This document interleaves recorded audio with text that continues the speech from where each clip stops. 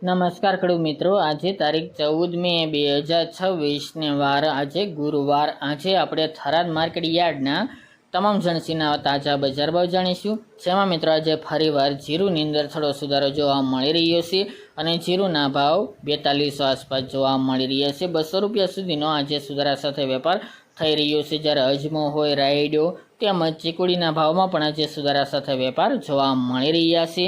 આગામી દિવસની અંદર જીરુમાં પણ વધઘટ સાથે વેપાર કન્ટિન્યુ જોવા મળે તેવી હાલ સંભાવના જણાઈ રહી છે। તો ચાલો મિત્રો આપણે જાણી લઈએ કે આજે થરાદ માર્કેટ યાર્ડની અંદર તાજા બજાર ભાવ શું ચાલી રહ્યા હતા તેની વિસ્તારથી માહિતી મેળવી લઈએ।